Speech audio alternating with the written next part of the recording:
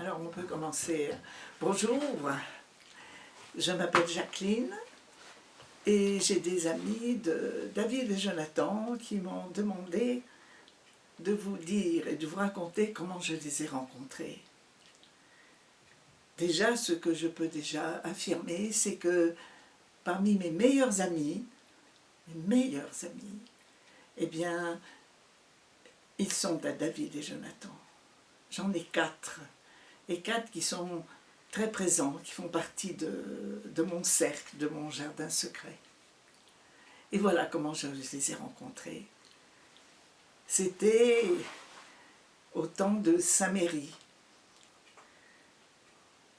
J'allais parfois faire de l'accueil dans l'église et je m'étais rendu compte que le vendredi soir, une fois par mois, il y avait quelques personnes qui appartenaient à David et Jonathan, que je ne connaissais pas encore, qui arrivaient discrètement, qui longeaient un peu les murs. Et puis je m'approchais d'eux et je leur disais « mais vous venez pourquoi ?» Et ils me disaient « on vient prier ».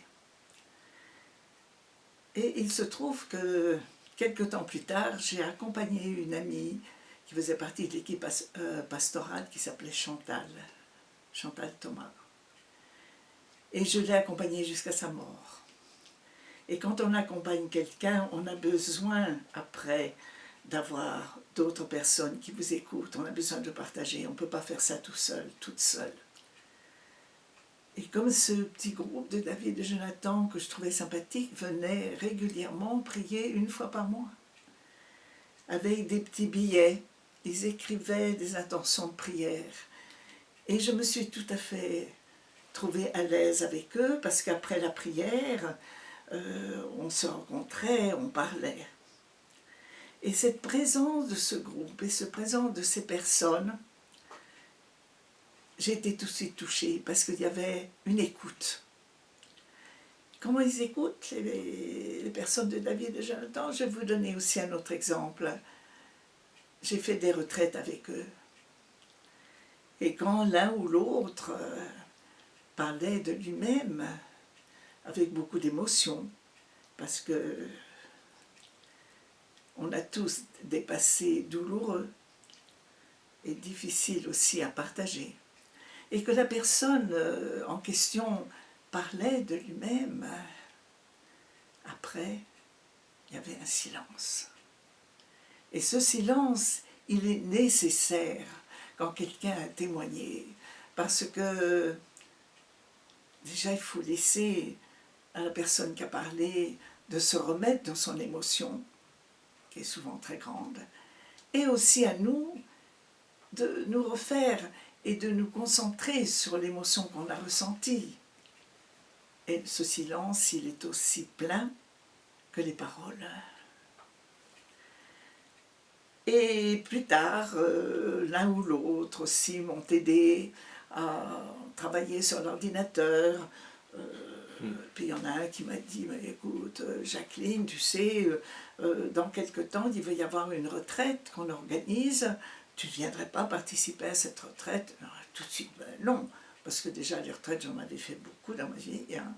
Je ne voyais pas pourquoi je pourrais en faire une de plus.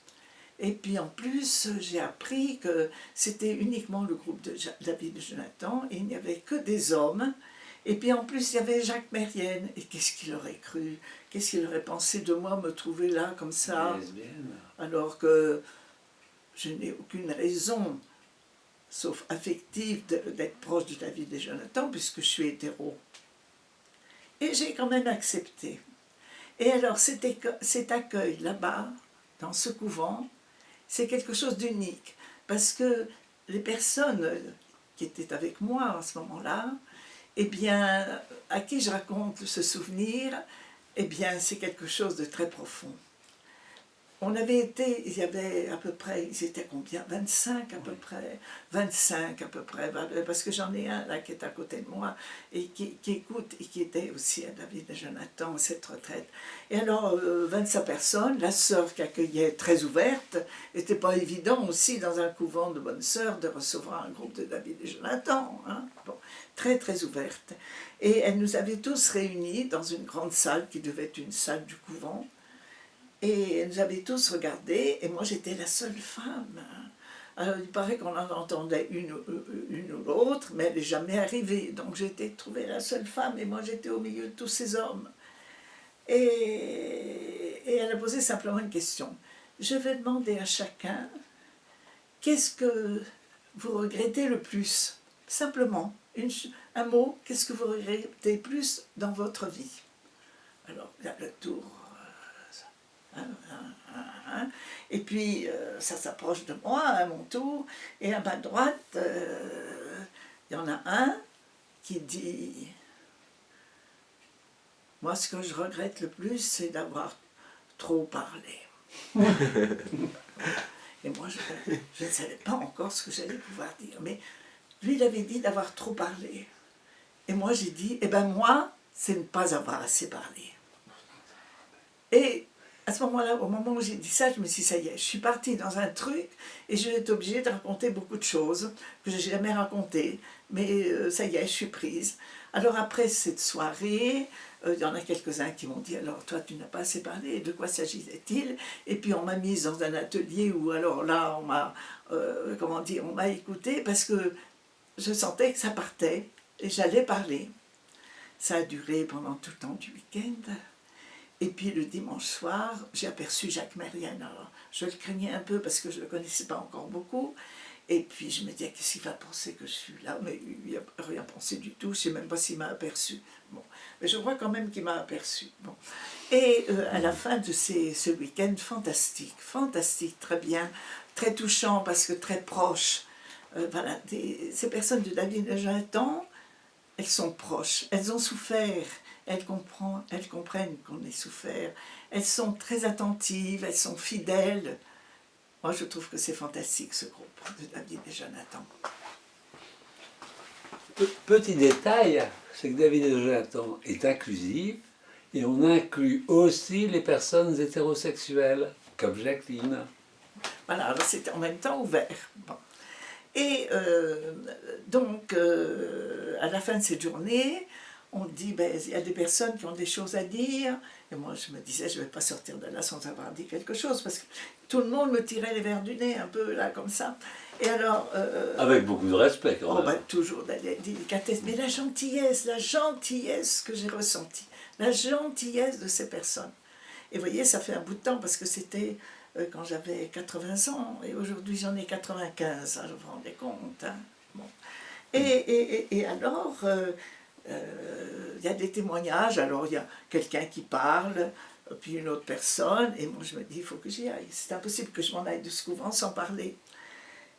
Et je commence à raconter sur le pardon, sur mon départ de la fraternité des Petites Sœurs du Père de Foucault, et je parle aussi en pensant que je suis dans un couvent, et que je m'adresse à une sœur très ouverte, mais c'est une religieuse qui avait vœu de pauvreté. Et moi, comment vais-je parler de ma pauvreté à moi, hein? Parce qu'elle est grande, la pauvreté, quand on sort d'un couvent, qu'on n'a rien. Bon, on la vit différemment, mais je ne peux pas dire que cette pauvreté, je la préfère à celle que j'ai vécue. Donc j'avais en tête que j'étais dans un couvent, j'avais en tête que j'avais tout ce groupe de David et Jonathan qui était avec moi, des nouveaux amis, une foule d'amis. Et j'ai raconté, et en racontant sur ce qui m'avait été dur sans donner des détails, je me disais, voilà, c'est le pardon qui arrive.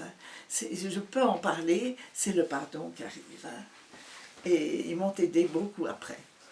David et Jonathan, c'est une association LGBT sur Paris qui a deux cultures. La culture de l'écoute, alors Jacqueline parle beaucoup, mais elle écoute aussi, et la culture du partage.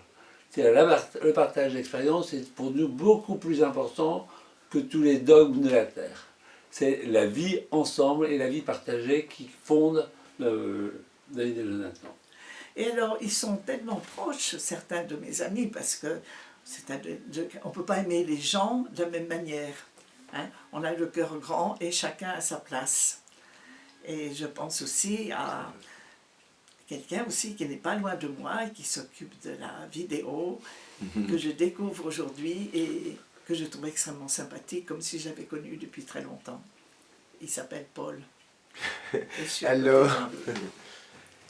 Et ce que je voudrais dire aussi, c'est qu'aujourd'hui, ils sont tellement proches que certains d'entre eux s'occupent de mes papiers. Parce que j'ai une famille qui ne pourra pas s'occuper de ce qui se passera après ma mort, qui s'occupe de mes affaires personnelles. Et là, il faut avoir une grande confiance aussi. Et merci beaucoup et je suis contente d'avoir pu témoigner de mon amitié pour David et Jonathan. Et vive la vie!